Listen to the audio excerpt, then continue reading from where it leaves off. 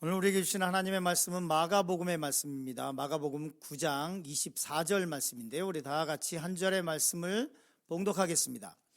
곧 그 아이의 아버지가 소리를 질러 이르되 내가 믿나이다, 나의 믿음 없는 것을 도와주소서 하더라.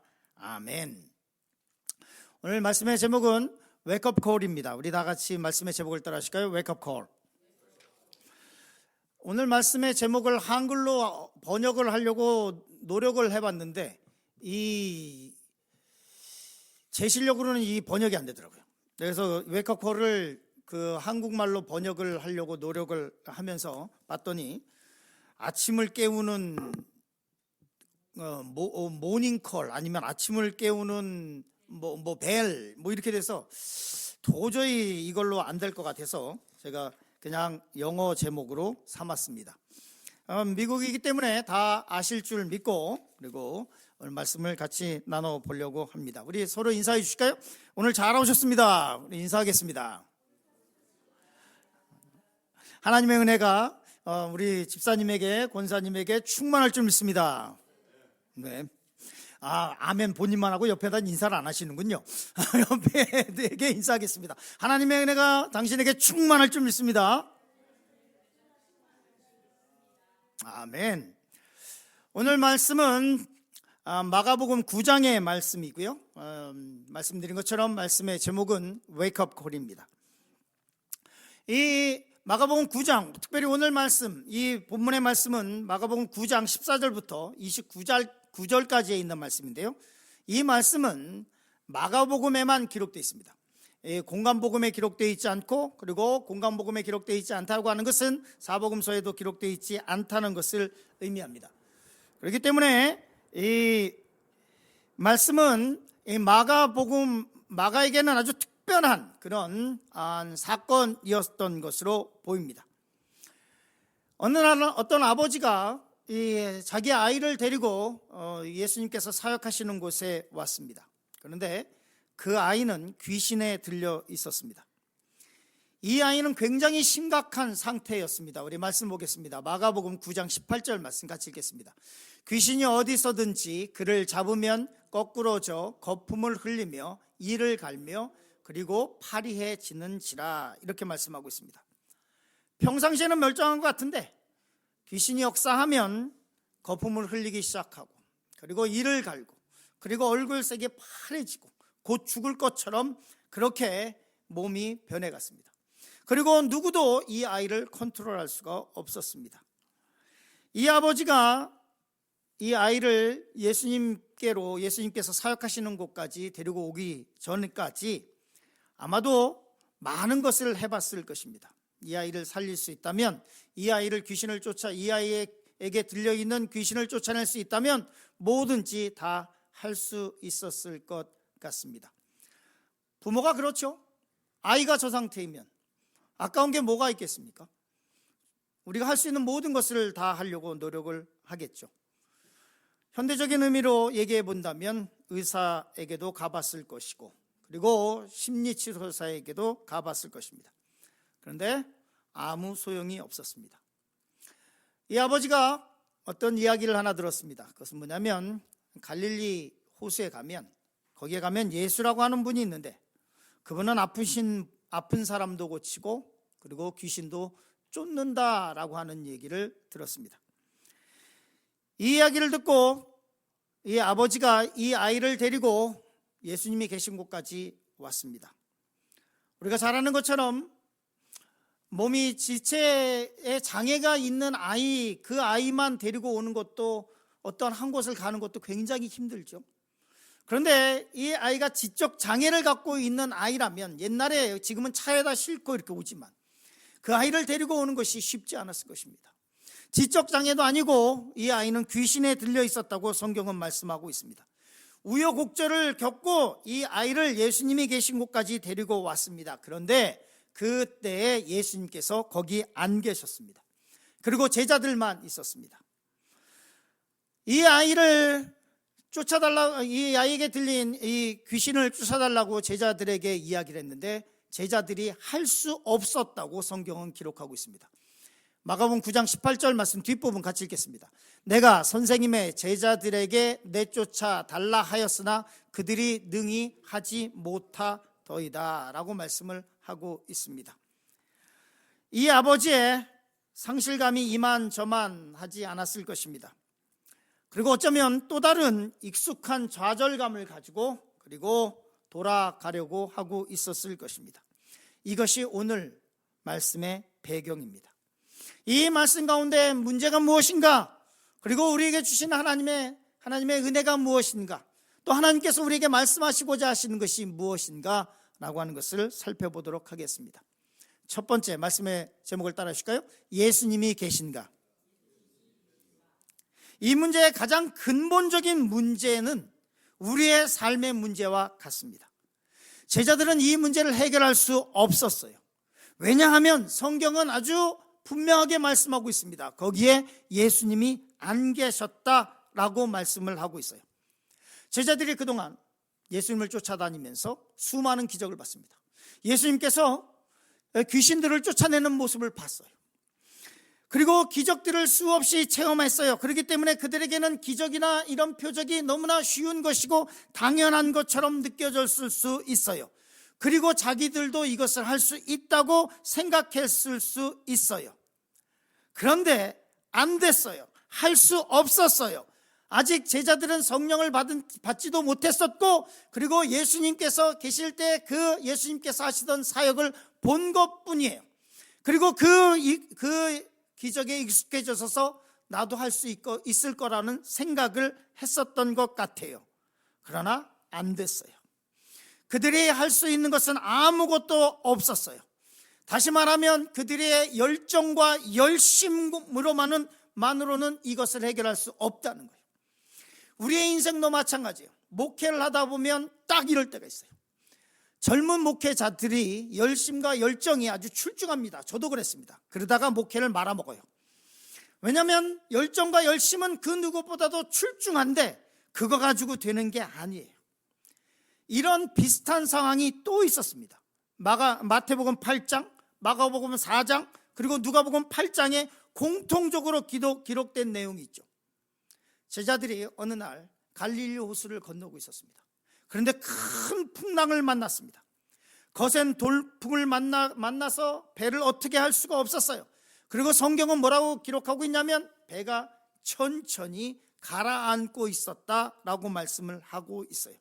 물이 가득 차서 이제 곧 이 배가 물에 빠질 위기에 놓여 있었다고 말씀해요. 요한복음의 말씀 우리 같이 큰 소리로 같이 읽겠습니다. 요한복음 8장 23절, 행선할 때 예수께서 잠이 드셨더니 마침 광풍이 호수에 내리침에 배에 물이 가득하게 되어 위태한지라. 배에 물이 가득 들어왔어요. 그래서 지금 위태하다고 성경은 말씀하고 있어요. 곧 빠질 이 배가 침몰할 것 같은 위기에 놓여 있었어요. 그런데 성경을 보니까 이렇게 말씀하고 있습니다. 예수님께서 주무시고 계셨다고 이렇게 말씀하고 있어요. 이 말씀은 또 다른 의미는 이런 의미예요. 제자들이 예수님께서 주무시고 계시는데 안 깨우고 있었다는 의미예요. 그럼 우리는 생각해 볼 수 있어요. 왜 안 깨웠을까? 아니, 예수님께서 그냥 말씀으로도 기적으로도 이 풍랑과 바람을 다스리실 수 있으실 텐데 왜 제자들은 지금 배에 물이 다 들어와서 지금 성경 그대로 이제 가라앉으려고 할 때까지 왜 예수님을 안 깨우고 있었을까? 근본적인 이유는 뭐냐면 제자들은 자기네들이 핸들할 수 있다고 생각했었을 거예요. 왜냐하면 자기네들은 어부 출신이에요. 이 바다는 내가 너무나 잘 알아. 여기서 내가 잔뼈가 굵었고 내가 여기서 얼마나 내가 물고기를 잡았는데, 내가 배라고 하면 나는 갈릴리 출신이야. 나는 갈릴리 호수 출신이야. 예수님은 나사렛 출신이야. 예수님은 목수 출신이고 나는 어부 출신이야. 이 배는 내가 더 잘할 수 있어 라고 생각했을 것입니다. 자기네들이 할 수 있다고 생각했으니까 예수님을 안 깨우고 있었어요. 그런데 결론은 어떻게 되고 있습니까? 물이 차서 지금 죽을 위기에 처해 있어요. 우리는 안 그래요? 우리도 그래요. 이 모습을 보면 제 모습을 보고 우리 성도님의 모습을 보는 것 같아요. 내가 수십 년 동안 해왔기 때문에 내가 잘 알아. 그렇기 때문에 예수님께 구하지 않아요. 예수님께 간구하지 않아요. 눈물을 흘리면서 간구하지 않아요. 지금 큰 위기가 닥쳐서 배가 침몰할 것 같은데 결코 예수님께 아뢰지 않아요. 침몰해서 파손될 때까지 예수님 깨우지 않아요. 내가 할 수 있을 것 같으니까, 제자들은 어부 출신이니까 저기서 예수님을 깨우지 않고 침몰할 때까지 자기네들이 했을 거예요. 우리의 사업장에, 여러분의 직장 가운데, 가정 가운데 예수님이 있으십니까? 예수님이 있으세요? 그 예수님이 주무시고 계시진 않으세요? 예수님이 잠들어 계시니까 그것이 문제예요. 주무시고 계신데 깨우지 않는 것이 우리의 문제예요. 예수님께서 주무시고 계시는데 내가 해보겠다고 덤벼들 때 문제가 생기는 거예요. 성경은 이것에 대해서 단호하게 말씀하고 있어요. 우리 같이 읽겠습니다. 나를 떠나서는 너희가 아무것도 할 수 없음이라. 내 비즈니스, 내 힘대로 아니요. 하나님께 의지해야 돼요. 예수님께 의지해야 돼요. 내가 예수님께 의지하지 않으면 지금 풍랑 가운데서 노젓고 있는 내 힘으로 해보겠다고 하는 제자들과 똑같은 거예요. 물이 들어오고 있는데 지금 배가 가라앉을 것 같은데 그때까지 예수님을 안 깨우고 내가 하고 있는 것과 똑같은 거예요. 우리 옆 사람에게 한번 이렇게 얘기해 볼까요? 장로님, 집사님, 예수님 없이는 아무것도 할 수 없어요. 우리 좋으실 것 같아서 우리 옆에 있는 분 팔을 딱 잡고, 여보, 예수님 없이는 아무것도 못해. 한번 흔들어 볼까요?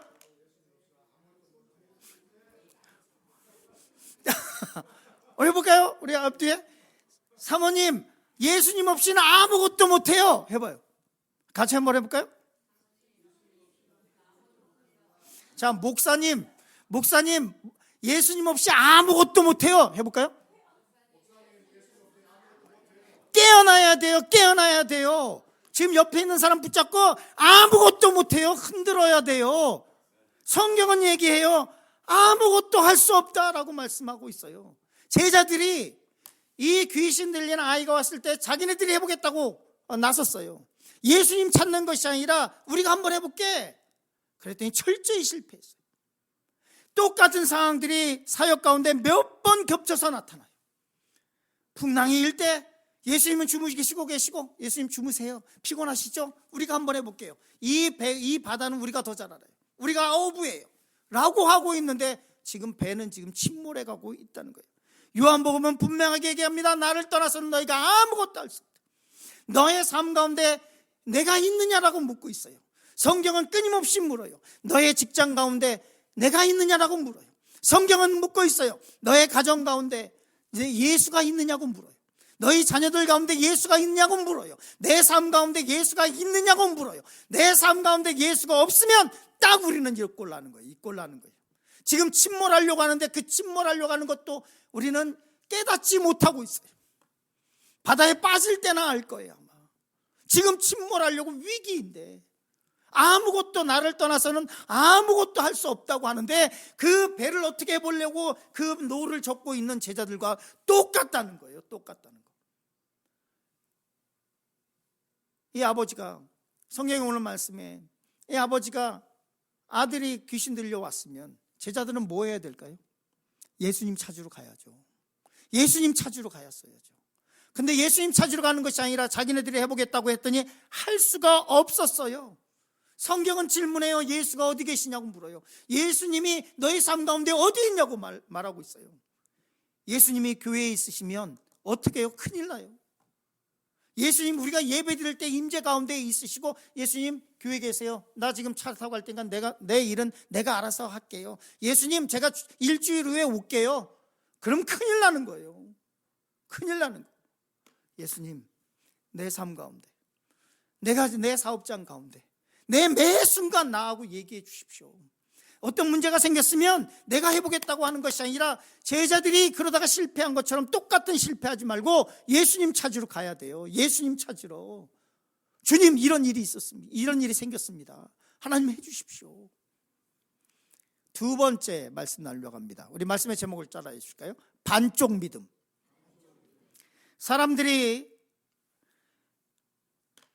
사람들이 몰리기 시작했습니다. 이 아이가 귀신 들린 아이가 이제 또 발작을 하고 그러니까 이 사람들이 모여서 구경하듯이 이렇게 쳐다보고 있었습니다. 이때 예수님께서 오셨습니다. 그랬더니 귀신이 예수님을 보고 더 큰 발작을 하기 시작하는 거예요. 발광하기 시작했습니다. 성경은 이렇게 말씀하고 있습니다. 같이 읽겠습니다. 이에 데리고 오니 귀신이 예수를 보고 곧 그 아이로 심히 경련을 일으키게 하는지라. 귀신이 예수님을 보고 더 심히 격렬하게 경련을 일으켜요. 아버지의 마음이 무너졌을 것입니다. 땅에 성경을 보니까 이렇게 말씀하고 있습니다. 뒤에 계속해서 읽을까요? 같이 읽습니다. 그가 땅에 엎드려져 구르며 거품을 흘리더라. 예수님을 보더니 그냥 경련하는 것이 아니라 땅에 엎드려서 대굴대굴 굴르면서 그 전보다 더 심하게 그렇게 발작을 하고 있었어요. 사람들이 구경난 듯이 와서 쳐다봤어요. 주위 사람들이 몰려오기 시작했어요. 현대적인 의미로 생각해 볼까요? 이런 겁니다. 아이가 게임 중독에 빠져 있고 마약 중독에 빠져 있고 각종 중독으로 학교 정상적인 생활도 못하고 그리고 진짜로 어디 갈 때 걱정되고 하는 아이인데 부모의 마음이 찢어지는데 이 아이를 진짜 어렵게 데리고 교회로 왔다고 생각해 봅시다. 그런데 이런 아이일수록 사람들이 많은 곳에 가면 안정을 찾지 못해요. 심리적인 안정을 찾지 못해서 더 막 불안증이 더 심해져요.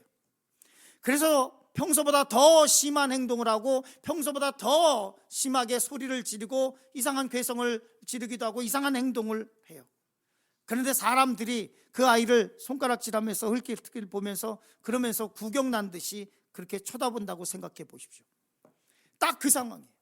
이 아이가 예수님께서 사역하시는 곳에 데리고 왔는데 이 아이가 더 큰 발작을 일으키고 사람들은 구경난 듯이 이렇게 쳐다보고 제자들은 이 아이에게 들린 귀신은 쫓아내지도 못하고 부모로서 참기 힘든 일이었을 것입니다. 이때 이 아버지가 정신을 차려요. 그리고 예수님께 이렇게 말씀을 드려요. 우리 성경 말씀 읽을까요? 자, 같이 읽겠습니다. 우리 22절 처음부터 같이 읽겠습니다. 귀신이 그를 죽이려고 불과 물에 자주 던졌나이다. 그러나 무엇을 하실 수 있거든 우리를 불쌍히 여기사 도와주옵소서. 이렇게 말씀을 합니다. 이 말씀을 찬찬히 우리 살펴봤으면 좋겠습니다. 이 아버지가 예수님께 이 아이를 불쌍히 여겨 도와주시옵소서라고 말하는데요, 이렇게 얘기합니다. 무엇을 하실 수 있거든 우리를 불쌍히 여기사 도와주옵소서. 즉 다시 말해서 예수님 이 아이를 도와주세요 이렇게 말하지 않아요. 우리를 도와주시옵소서. 우리 가정을, 나를 좀 도와주시옵소서. 이 말씀 속에 이 아이의 아버지의 고통을 우리는 느낄 수 있어요. 이 아이 때문에 이 아이의 고통을 주님 좀 해결해 주십시오 이렇게 얘기하는 것이 아니라 우리를 불쌍히 여겨 주옵소서. 이 아이 때문에 우리 가정이 지금 너무 힘듭니다. 이 아이 때문에 내 삶이 지금 말이 아닙니다. 우리를 도와주소서 이렇게 얘기를 해요. 이 아이로 인해서 그동안 겪어왔던 모든 고통들, 이 아버지의 아주 비참해진 인생을 느낄 수 있습니다.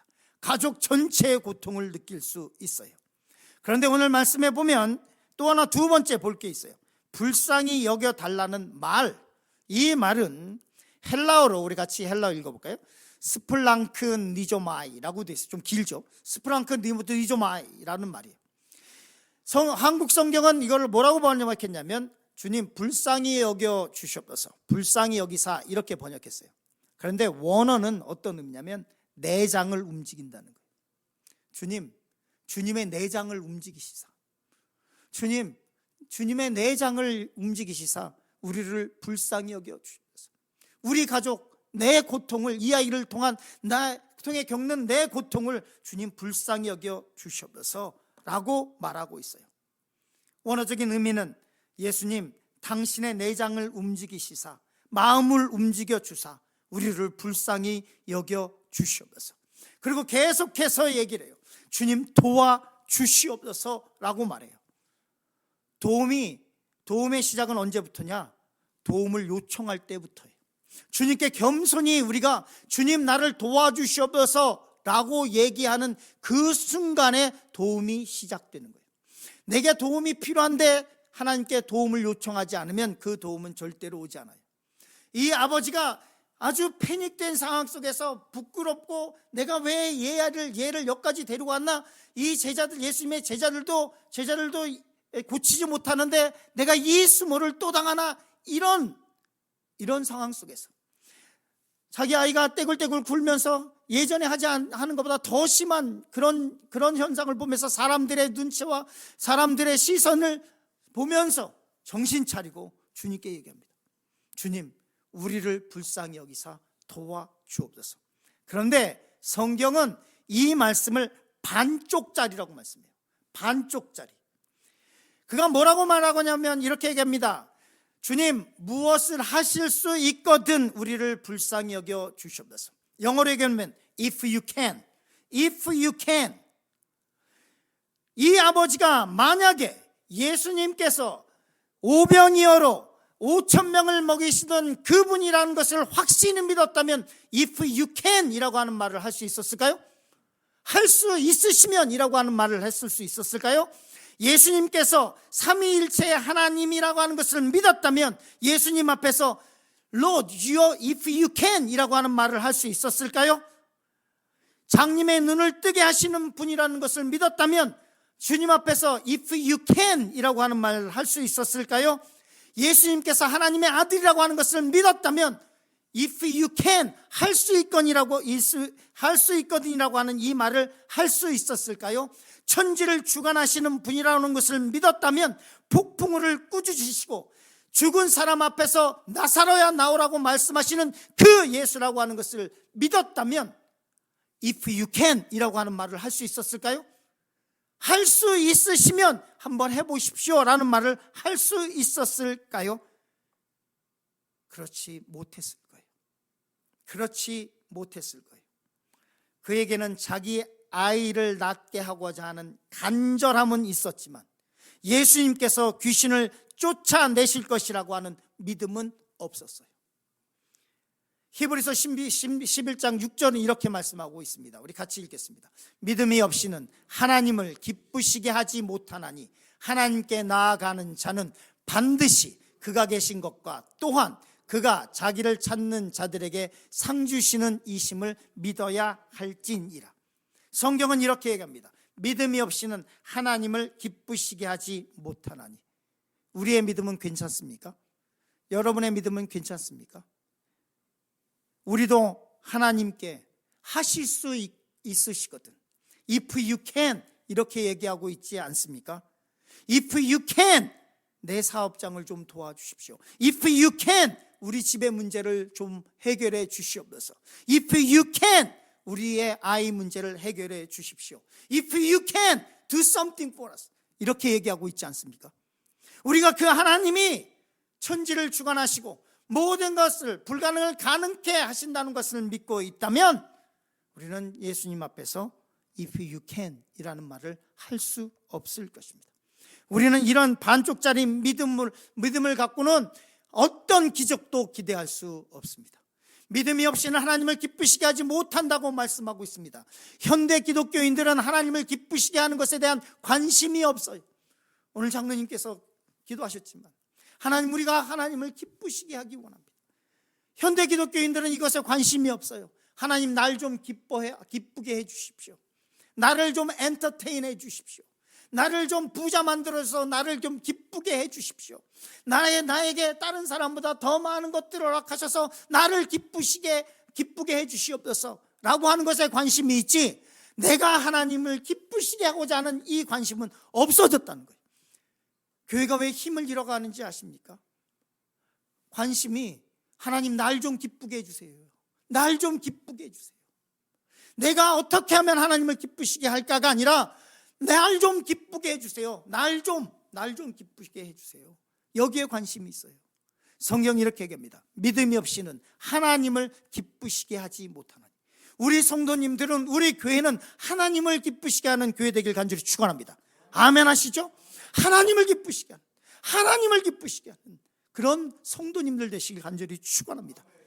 하나님이 믿음이 없이는 하나님을 기쁘시게 하지 못하나니 하나님께 나아가는 자는 반드시 뭐 해야 돼요? 그가 계신 것과 그가 나와 함께하고 계시는 것과 그가 이 세상을 주관하시는 것과 또한 그가 자기를 찾는 자에게 상 주시는 이심을 믿어야 할지니라.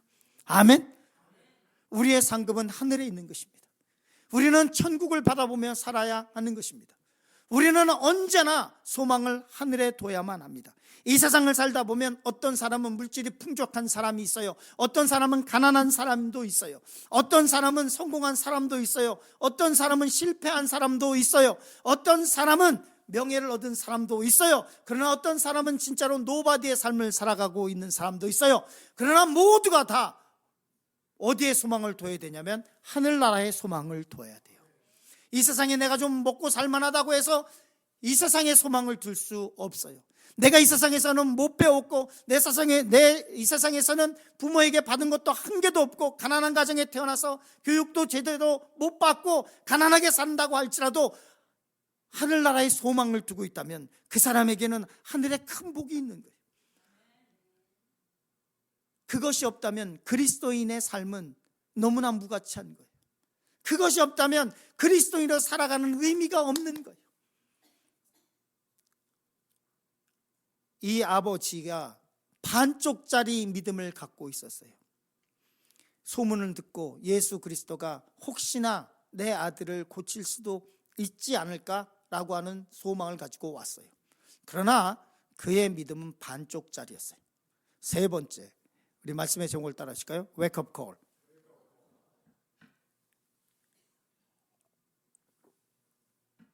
예수님께서 귀신 들린 이 아버지의 말을 듣고 호통을 치십니다.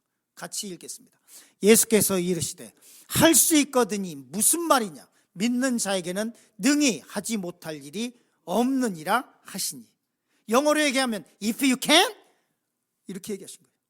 이 아버지가 예수님께 if you can do something for us 이렇게 얘기를 하고 있는데 예수님께서 호통을 치시면서 if you can, if I can 이라고 말씀하고 있는 거예요. 내가 할 수 있거든 이 말을 하는 그 아버지에게 단호하게 말씀하고 있어요. 이 말씀 속에 우리는 두 가지를 볼 수 있어요. 하나, 첫째는 예수님께서 하실 수 있느냐 없느냐 하는 것은 문제의 대상이 아니에요. 이 말씀 속에서 죽은 자를 살리신 예수님께 귀신을 쫓아내는 일은 아무것도 아니에요. 그리고 이미 수없이 많은 본문에서 예수님께서 귀신을 쫓아내셨어요. 귀신을 쫓아내느냐 마느냐는 않느냐는 할 수 있느냐 없느냐는 예수님의 관심의 대상도 아니고 문제도 아니에요. 두 번째, 이 본질의 문제는 이 아이의 아버지가 자신의 아들을 살릴 만한 믿음이 있느냐 없느냐라는 거예요. 자기의 이 아들을 살려낼 수 있는 믿음이 이 아버지에게 있느냐 없느냐 하는 문제예요. 오랫동안 온 가족이 고통받고 있었던 이 고통으로부터 벗어날 믿음이 있느냐 없느냐가 이 문제의 핵심이에요. 하나님은 결코 우리에게 문제의 크고 작음을 말씀하신 적이 없어요. 성경 보세요. 어디에도 하나님께서는 우리의 문제가 얼마나 크냐, 얼마나 심각하냐 이거를 물어본 적이 없어요. 항상 우리에게 너에게 믿음이 있느냐 없느냐를 물어보세요. 골리앗이 얼마나 크냐, 어떤 무기를 가지고 있느냐, 그가 어려서부터 전쟁터에서 잔뼈가 굳은 장수냐 아니냐는 문제가 아니었어요. 문제는 만군의 여호와의 이름으로 이 골리앗을 쓰러뜨려 나갈 수 있는 사람이 있느냐 없느냐였어요. 이스라엘 백성 가운데는 한 사람도 이 믿음을 가진 사람이 없었어요. 다윗만 이 믿음을 갖고 있었어요. 다윗만, 내가 만군의 야훼의 이름으로 너에게 나간다, 오늘 너를 하나님께서 나에게 주셨다 라고 하는 믿음을 가지고 나가는 사람은 다윗 한 명밖에 없었어요. 홍해도 문제가 아니었어요. 홍해 앞에서 그 홍해가 얼마나 크고 깊고 얼마나 물살이 세고 강하냐가 문제가 아니라 말씀에 순종해서 지팡이로 홍해를 내리칠 수 있는 사람 한 사람이 필요했어요. 그 사람이 모세였어요. 그 사람이 모세. 예수님께서 할 수 있거든요. 무슨 말이냐? 믿는 자에게는 능치 못할 일이 없다고 말씀하시니까 이 아버지가 정신이 번쩍 들었어요. 그래서 한 말이 이 말씀입니다. 우리 같이 읽겠습니다. 곧 그 아이의 아버지가 소리를 질러 이르되 내가 믿나이다. 나의 믿음 없는 것을 도와주소서 하더라. Wake up call. 주님께서 할 수 있거든요. 무슨 말이냐? 믿는 자에게 능치 못할 일이 없느니라고 말씀하니까 이 아버지가 어떻게 했어요? 소리를 질렀어요. 소리를 지르고 주여 내가 믿나이다. 내가 믿나이다. 나의 믿음 없음을 도와주시옵소서 라고 얘기를 해요. 우리에게 이런 영적 웨이크업 컬이 필요합니다. 우리 교회에 이 영적인 웨이크업 컬이 필요해요. 이 아버지가 정신이 번쩍 들었어요. 그래서 소리 지르면서 내가 믿나이다. 내가 믿나이다. 나의 믿음 없음을 불쌍히 여겨 주시옵소서 라고 얘기를 해요. 이 웨이크업 컬이 우리 교회에 있어야 되고 우리 성도들 가운데 있어야 돼요. 이 지역의 교회에 진짜로 서서히 고사되고 있는 교회를 담당하고 있는 목사님들에게 이 웨이크업 컬이 있어야 돼요. 장로님들에게 웨이크업 컬이 있어야 돼요. 예전에 다 해봤어 라고 얘기하고 있는 그 권사님들에게 이 웨이크업 컬이 있어야 돼요. 물질 만능주의 세상에서 주님 하나님 나를 좀 기쁘게 해주십시오 라고 하고 있는 성도들에게 이 웨이크업 컬이 있어야 돼요. 소리 질러 내가 믿나이다. 나의 믿음 없음을 도와주시옵소서. 반쪽 믿음으로 언제나 반신반의하고 하나님의 말씀을 들을 때는 믿음이 있는 것처럼 보이지만 교회 주차장을 나가는 순간 믿음을 깡그리 까먹어버리는 우리에게 할 수 있거든요. 무슨 말이냐? 믿는 자에게는 능치 못할 일이 없다라고 말씀하시는 이 주님의 말씀이 웨이크업 컬이 되시길 간절히 축원합니다. 성령께서 우리에게 소리치시는 이 웨이크업 컬에 대해서 우리도 소리질러서 주여 우리의 믿음 없음을 불쌍히 여겨주시옵소서 라고 고백하시길 간절히 축원합니다. 방향을 잃고 어디로 가야 할지 모르는, 초점을 잃어버리고 흐리멍텅해진 삶에서 다시 정신 번쩍 들게 해줄 이 웨이크업 컬에 대해서 아멘 하시길 간절히 축원합니다. 기도는 하고 있는데 기도의 능력은 믿지 못하고 신앙생활은 하고 있지만 하나님께서 토해버리기 딱 좋은 상태인 우리에게 정신 번쩍 들게 할 웨이크업 컬이 우리에게 필요합니다. 이 성령의 질책을 아멘으로 받아들여야만 합니다. 할 수 있거든요. 무슨 말이냐? 어디 쓸데없는 얘기를 하고 있느냐? 라고 하시는 주님의 질책을 겸허하게 받아들여야 됩니다. 그딴 믿음으로는 아무것도 할 수 없다고 말씀하시는 성령의 말씀에 제가 죄인입니다. 저를 불쌍히 여겨 주시옵소서 라고 하는 고백이 있어야 할 것입니다. 반쪽 믿음에서 깨어나시길 간절히 축원합니다. 고린도서 16장 13절 말씀 이렇게 말씀하고 있습니다. 같이 읽겠습니다. 깨어 믿음에 굳게 서서 어떻게 해요? 남자답게 강건하라. Be strong. Be strong. Firm in your faith. 믿음에 굳게 서 있어라. Firm in your faith. 믿음에 깨어 굳게 서서 남자답게 강건하시고 그래서 쓰러져가는 교회를 다시 세우시길 간절히 축원합니다. 다시 눈에 힘을 주고 하나님의 백성으로 하나님의 사람으로 우리 앞에 있는 골리앗에 맞서길 간절히 축원합니다. 그래야 삽니다. 그래야 가정이 삽니다. 그래야 병마와 싸울 수 있습니다. 그래야 천천히 고사되고 있는 죽어가고 있는 교회를 재직으로 살릴 수 있습니다. 그래야 우리에게 지금 있는 촛대가 다른 곳으로 옮겨가지 않습니다.